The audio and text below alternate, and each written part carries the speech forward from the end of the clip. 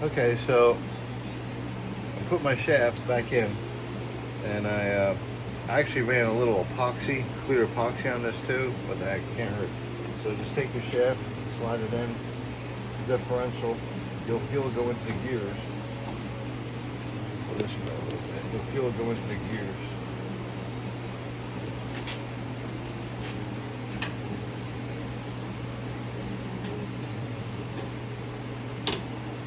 There you go.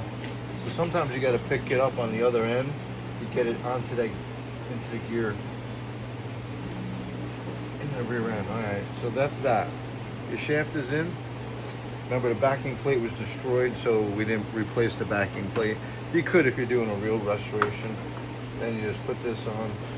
Now your ABS sensor will hit that ring will hit the ABS sensor. Now you're gonna put the back on together.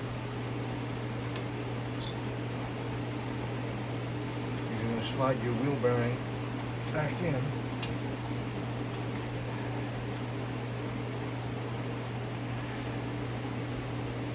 Get it started.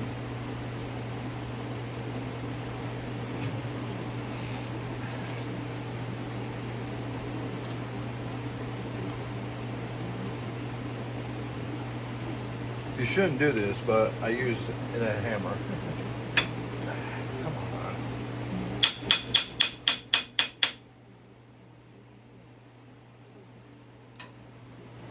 Remember, you grab the bolts with the socket still on there and try to get this started by hand. Once you get it started by hand, then you can tighten it up.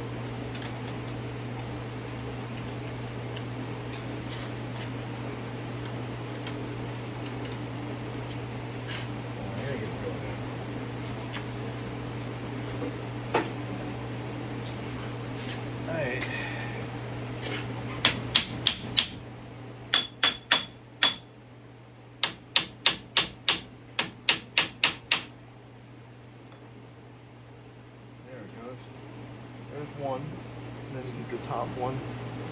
That's two, and then you got the third one. Remember, everything with sockets are still on there. You're gonna put them in using the same original bolts.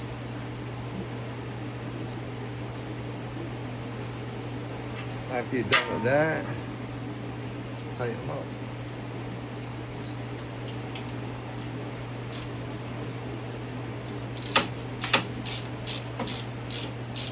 Now the older stuff, I do a lot of hand by hand because I mean you go back and forth, but they're already started, so run them all the way in, and then you're gonna have to knock your sockets off. If you like your sockets, if you don't like your sockets, leave them on there. Weld them on for the next guy. Hopefully, you won't have to go back in here for a long time.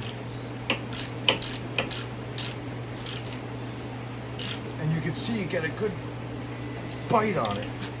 Sometimes you can wiggle your socket off with the ratchet. Alright, so there it is. So you took your original socket, which I painted by accident a little bit, and then you go get your other 3/8 and you tighten those up.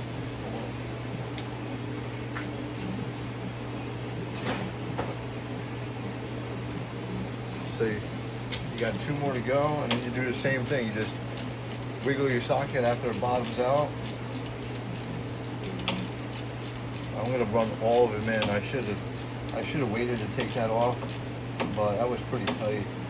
Sometimes you gotta hold your socket with your thumb or finger or whatever until it's done. That one's bottomed out. Let's get this one done. So that's your ABS sensor tone ring back on. A shaft that was worn out, bolts that were worn out, backing plate gone, worn out beyond recognition, so you had to put that back in. Oh yeah, so now you got this tight. Alright, that's tight. Alright, that's good. Wiggle your socket off.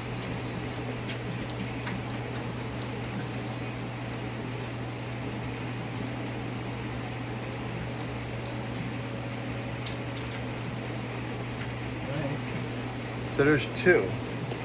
I got one more, but I'm gonna finish that last one.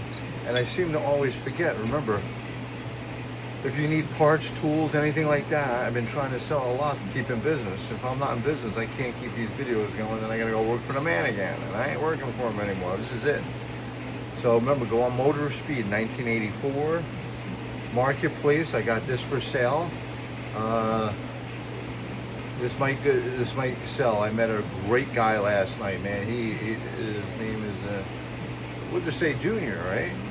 And man, at the end of my meal, then he came out with the fish. You know what I'm talking about. I was like, what? And I was like, this is awesome. So go on Marketplace if you want to buy this one. I got the Yellow Submarine. I really like the submarine, the Yellow Submarine. And I hope they start going, because I got to start cracking down on business. So there's all three with rounded off heads.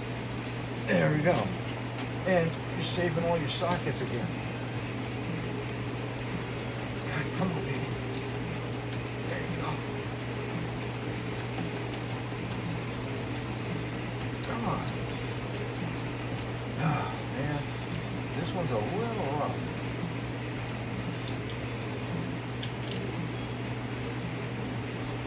There we go. There we go. Alright, so you got all sockets off. Now remember, these are 6.13 millimeter sockets. 3/8 drive, and I ran out of sockets, so I used a 1/2 drive with a 1/2 socket. Do not use a 12 point socket. Got to be a 6-point. So now you got all this back together.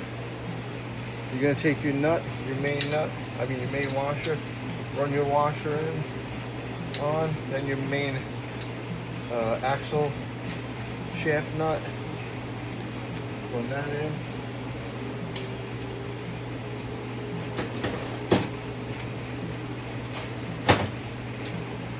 Going to button this whole thing up for you so you see exactly. I forgot the one thing. So before you put the nut on, there's this very thin washer like this. Put that on. It's like a lock washer, lock nut, whatever you want to call it. Spin this on. Make sure it's tight.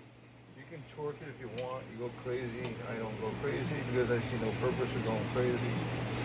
I'm already crazy. So that's done there. And you're going to take your castle nut. Put your castle nut back on. You got to line it up with the cotter pin hole. You take your worn out used cotter pin. Look at that. Used worn out cotter pin. People give up on everything, right? You don't give up on things. Watch what you do. Take your cotter pin.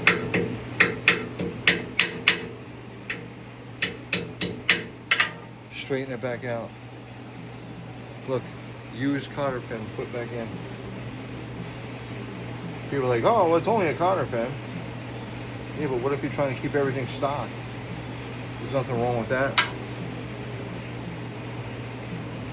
Nothing wrong at all. Put your cotter pin in, make sure it's all the way down. That'll prevent that lock wash from out. Spin this around.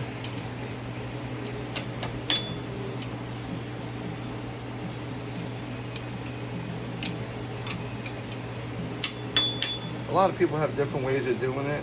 This one, the cotter pin, I see many different ways. Some people go around and then around. Some people go this way and cut it off. As long as it doesn't move, which it's not going to move. So you're all done there. You slap on your rotor. We took this used rotor at one time and we just sanded it down because we're putting a used rotor back on, and you're done. And now you put your pads and caliper back on. Spin back these bolts a little bit. Bring these bolts back a little bit. Got used pads in there that are probably new. I don't know, but to me they're used because I bought the truck used. Put them on the bottom first. Make sure that pad is on that landing. Put it in, tighten your bolts up.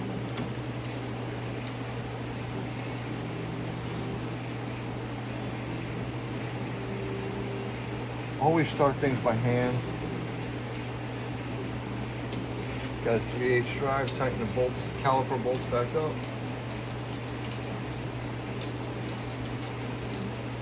Now what you could do at the very end, what you could do at the very, very end of all this is spray good industrial enamel paint on there. I'm not allowed to paint, so use a can. You can send this all out and have it all painted in, and it'd be nice. It'll last a long time since this has been painted once before. You can also use a, in one of my older videos, you can use, it's sticking again, you can use a brush. You can brush on this and it's really strong paint. There you go, that's tight. That's the top caliper bolt, and here's the bottom one. Sorry about my braces on my arm, I'm all on that stuff. I got 2 arms that are shot. I gotta brace them up for the job is done. That's Friday. Tighten up the other one. Now you got a caliper, you got a caliper done. So remember, if you ever need parts or anything, I got a lot of Jeep parts, a lot of tools, and if I can't find it, maybe I can tell you where to find it. Also, I have a couple of Jeeps for sale. The yellow Submarine, which is done, and now that's done too. So now you have the ABS sensor ring on both sides, brand new. You join on one side, brand new. All back together. Differential spin all the time. There you go. That's how you do it. We're gonna put the tire back on. Drop my screwdriver. We're gonna put the tire back on right back there and go for a ride. See if I can find a speaker. I gotta get some parts. I gotta get some WD and all that other stuff. I got banned for saying, you know what I got banned for the other day? I'm not telling this video because I thought this was a good video. I got banned for the silliest things out there, Karen. Just remember that. You get banned for saying stupid things, music in the background, showing something off, saying the wrong thing. You know what? I want to say the wrong thing, but not this video because I want you to watch this video, how you put it all back together. Keep on watching the other videos because they're pretty good. They get you back on the road. They're not going to cost you a lot of money.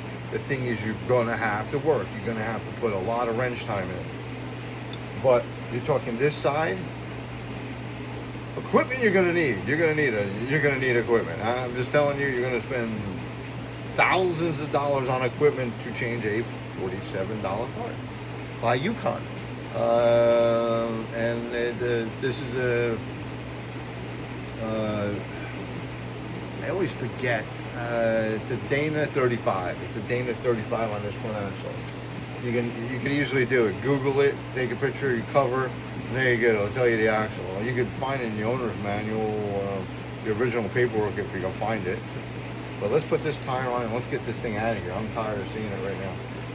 Peace out, everybody. It's a Jeep thing.